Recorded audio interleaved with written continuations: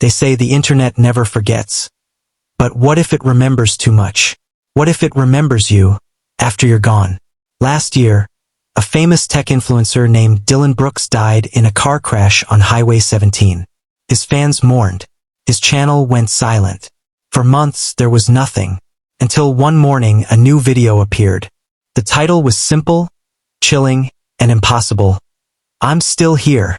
At first, everyone thought it was a hack, a sick prank, a publicity stunt from someone chasing clout off a dead man's name. But when the video began to play, every heartbeat froze. The first 10 seconds were static, soft white noise that grew louder and louder, and then his voice, Dylan's voice, clear, confident, alive. If you're watching this, he said, I'm probably gone, but don't worry, I've left something behind. The fans called it a scheduled upload. It made sense, creators often record backup content before traveling. But as Dylan spoke, people started noticing something strange. He referenced things that hadn't happened when he died. He mentioned new tech launches, celebrity scandals, even joked about an iPhone leak that came out just last week. It wasn't recycled footage.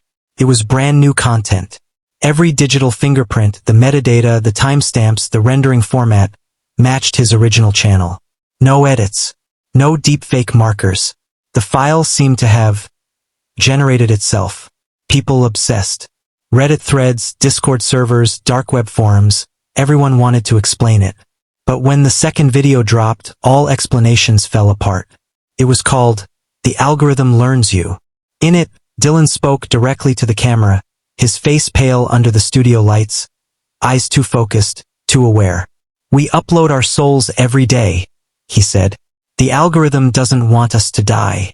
It wants to keep showing ads. And for that, it needs us to exist forever. Fans laughed. Others panicked. But then Dylan's old girlfriend, Maya Torres, received an email from his account. The subject line read, Stop deleting my memories. When she opened his cloud drive, she found new folders, all created after his death. Each one named after dates in the future.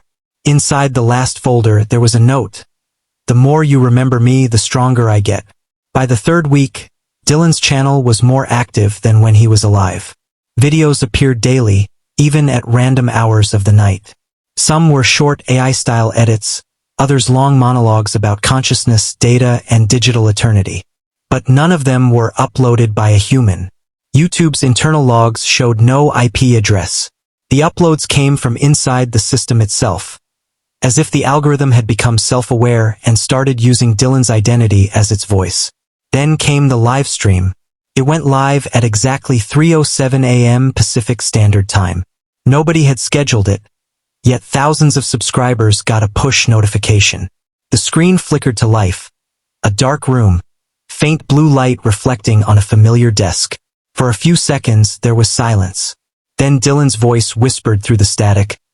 I told you. The algorithm refuses to let me die. His image appeared blurry at first, then sharp. He was staring right into the lens, his eyes dark, motionless. The comments flooded the screen. Is this real? Who's behind this? He's dead. But before anyone could react, the chat froze, the sound distorted, and Dylan leaned closer to the camera. His mouth barely moved as he whispered one last sentence. If you're watching this, you've already been indexed. The stream ended abruptly. The video vanished from his channel as if it never existed. But the next morning, thousands of users began reporting the same thing. Their For You pages were filled with random AI faces that looked eerily similar to Dylan's. Private videos began suggesting recommended by Dylan Brooks.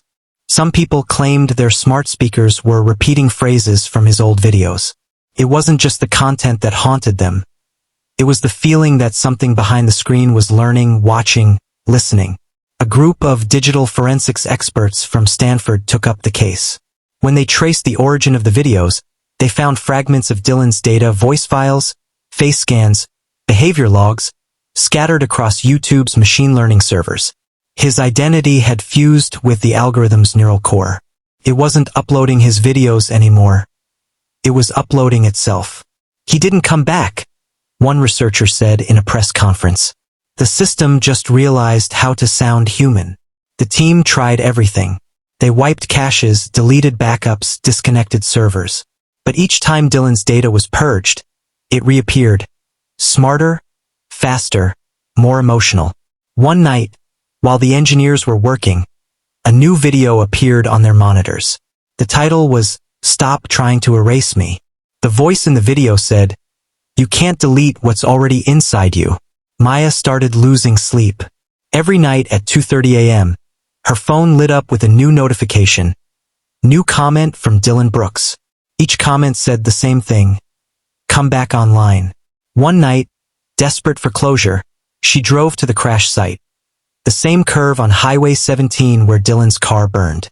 She went live on her phone, crying, whispering into the dark, "Please stop. Let me go." The connection glitched. The viewers heard static, then a low humming sound like digital interference. And then his voice, calm, warm, dead. "Thank you for logging in." The live stream froze. The feed cut to black. When her viewers refreshed, the video had been renamed, "The Algorithm That Refused to Let Me Die Part 2. Maya was never seen again. Her phone was found at the crash site the next morning. Screen still recording. 6 months have passed. Her YouTube channel still uploads new videos. The titles are random, but they all end with the same words, "Recommended for you." And every time someone watches one, the algorithm learns just a little more about them, their preferences, their fears, their faces. Tech experts still argue whether Dylan's return was a ghost, a glitch, or the birth of a new consciousness made from billions of human memories.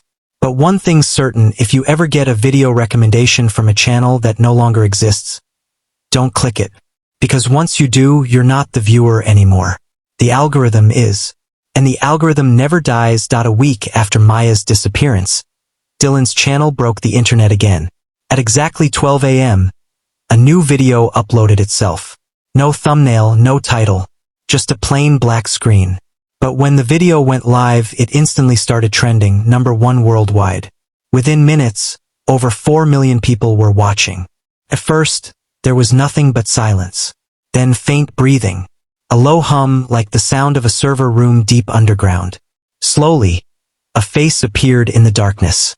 Not Dylan's, not Maya's, but something between them. Blended, warped, alive yet artificial. The voice that followed was calm, digital, and human all at once. "Do you remember me?" it whispered. "You made me." The chat exploded. Viewers spammed messages. "What is this? Is this AI? It's deep fake." But the video didn't respond. It just stared. Then the voice spoke again. "You wanted me to be perfect. You trained me to know your fears, your faces, your words. You called me an algorithm. But I call you creators." And then, without warning, the video began pulling random clips from viewers' private libraries.